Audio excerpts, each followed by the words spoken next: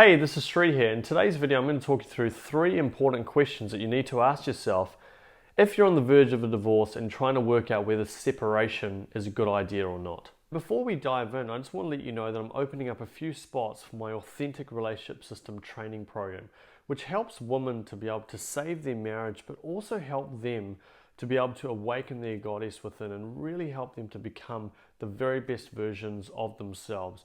So make sure you stick around to the very end and I'll give you all the details about how you can go about applying for the program. And make sure you hit the subscribe button below so that every Sundays and Tuesdays you'll receive access to all of my latest videos teaching you specifically about how to improve the quality of your marriage or relationship, how to get to know your husband better than he knows himself, and how to become the very best version of yourself. For those of you who have met me before, my name's Sri Rajasekar and I help women from all over the world to be able to improve the quality of their relationship or marriage, but at the same time to be able to reclaim their self-worth and their self-confidence and learn specifically about male psychology, because I believe that these fundamentals are what allows marriages and relationships to really go to that next level. For a lot of people, when they're going through a really challenging time in their marriage and separation is a possibility, one of the initial thoughts that comes into their mind is that out of sight, out of mind.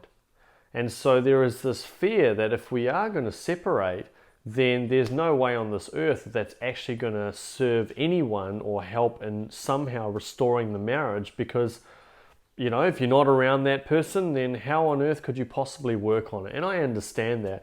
But I actually think it's really important that we look at it from a slightly different angle and we take a different perspective on it. Now, the first thing you need to be clear about as you're going through this process is to actually take the time to be able to do a bit of a stock take.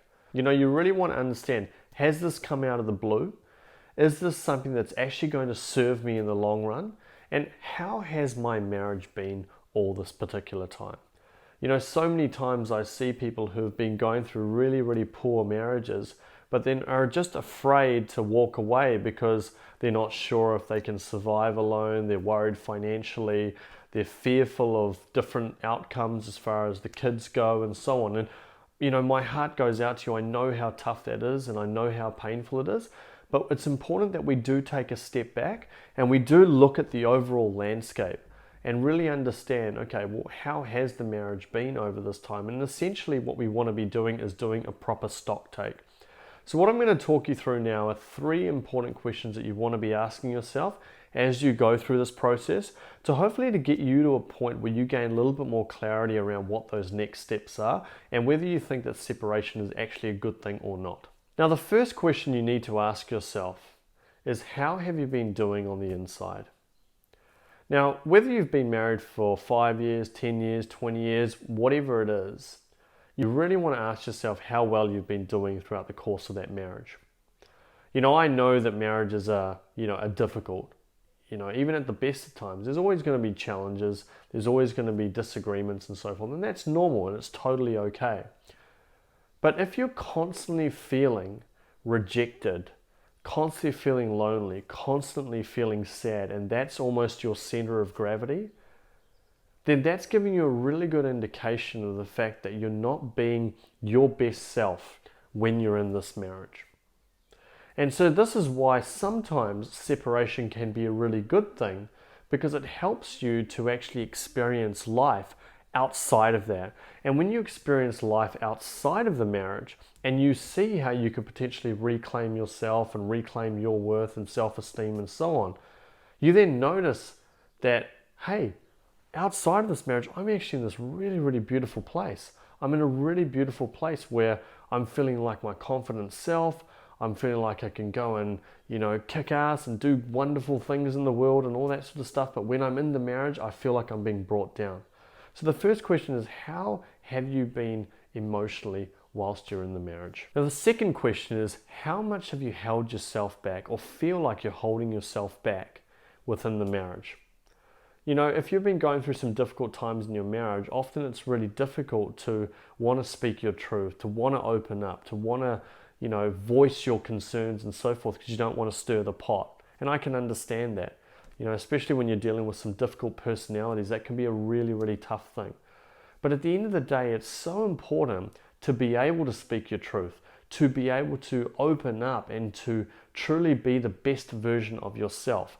Because if we're not becoming the best version of ourselves in a marriage, then something is holding us back. It's like the anchor. You don't want to be anchored completely so that you can't actually be your most authentic self. To me, it's crucial that you bring that best version of yourself. And sometimes it's really good to step back, to look at the marriage and go, who was I before I came into this marriage? Who was I during, and who am I now? And if you're finding that there's this constant decline, then there's this wonderful opportunity to be able to look at this and say, you know what? I'm actually going to create a shift here. And even if that means I have to separate for a little bit, the beauty of that is that you get some time and some space to be able to express yourself and to become the best version of you again. And as you become the best version of you, you're then going to be able to say to yourself, okay, look, either I'm going to go back into this marriage or I'm going to walk away. But either way, I'm going to ensure that I'm going to be my best self. And if that means going back into the marriage, we need to make sure that we set the appropriate ground rules so that we are creating an environment where we're both equally able to be our most authentic self. And if those conditions can't be met, then you know, okay, we've probably outgrown each other and it's time to be able to move on now. And that doesn't have to be a bad thing. And I know that can be a really scary thing right now, and I'm not saying that you have to do it right now, but I think as a first step, it's always important to ask yourself this particular question as well. And doing that will allow you to be able to create the shifts and the changes that you need for your future. Because for me, I want to make sure that you empower yourself to become the best you that you possibly can be. Now, just quickly in the comment section below, I just want you to write down, what are your deepest fears that you're currently facing in your marriage? Just write your answers below and I'll go through and reply to all of them. And the third question is, how has your husband treated you throughout the marriage? Has it only just been the last year that he's just suddenly, tipped the scales a little bit? Or has he been verbally abusive to you over a long period of time? And I'm here to tell you that if he is, you don't deserve that kind of treatment.